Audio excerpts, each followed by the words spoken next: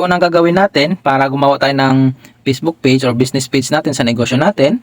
So lahat naman tayo is merong Facebook account, no? So open mo lang yung Facebook account, then i-click mo lang yung burger icon na sa taas. Okay, then hanapin mo yung pages. Okay, so after na mapindot mo yung pages, makikita po natin dyan. So may mga existing pages na po ako dyan. So dahil gagawa tayo ng bagong page, so ang i-click po natin is create.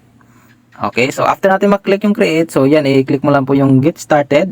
So dito ilalagay mo na ang yung page name. So depende sa iyo kung ano yung gusto mong page name. Okay, basta wag lang pare-parehas, no?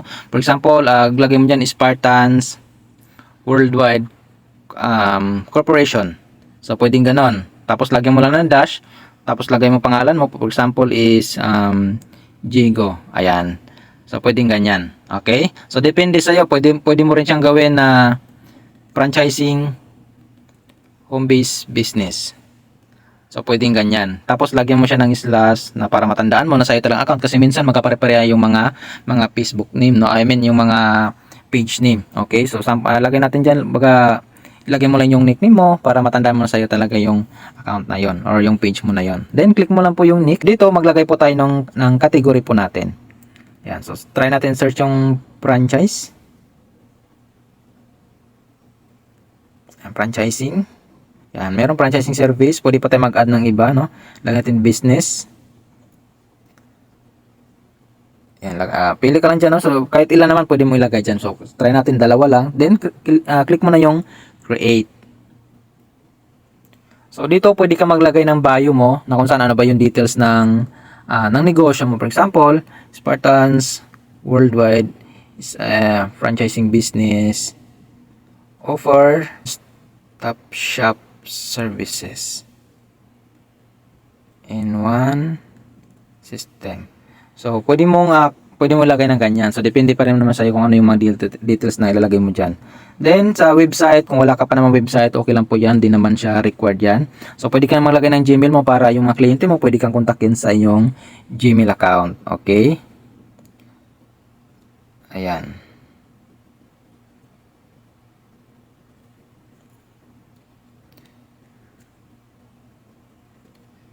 So, ilagay mo lang yung tamang Gmail mo po dyan.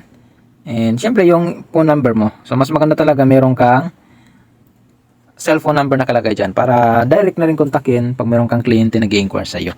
Then, syempre, yung address. Yung address is ilagay mo yung address ng office mismo. Yan. So, ilagay mo yung complete address ng mismong office. Then, dito sa hours, okay, syempre, dapat laging naka-always open yan. Okay? So, after nyan, okay, double check mo lang kung okay na ba lahat. Okay, yung website, optional lang naman yan. Then, click mo lang yung next. Ayan. So, ayan na yung inyong business page. Okay? Then, click mo lang ulit yung next. Okay? So, dito, kung meron kang WhatsApp, pwede kang mag-add dyan. Kung wala naman, i-skip mo lang po yan. Ayan. So, dito mag-i-invite tayo ng mga friends, no? So, unang-unang mga followers mo ito, likers mo dito, is yung mismo mga friends mo sa existing na Facebook. Ayan. So, click mo lang yung all and send mo lang yung invite. Okay? So, then, click mo lang yung next ulit. Ayan. Then, click mo lang yung ulit yung next. Okay. Then, click mo lang yung done. Okay? So, ayun na. Meron ka ng mismong business page mo. So, gagawin mo na lang, mag-upload ka na lang ng mga picture dito. Ayan, mag-upload ka na lang ng mga post mo sa inyong page. No? So, dito pwede ka mag-upload everyday kasi wala pong ano yan. Kumbaga, hindi ka basta-basta ma-spam. Ayan. So, ito na yung business page. So, gagawin natin, syempre, mag-save ka na ng mga picture, kumuha ka sa ibang page ng sa ating groups o di kaya sa mismong official page. Okay. So, yan. Na-upload na natin siya ng profile picture. So, mag-add din tayo ng cover photo.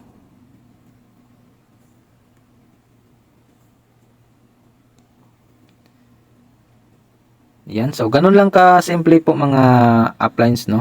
So, dito pwede ka na mag-start ng mga posting. So, yun lang. Maraming salamat. And God bless.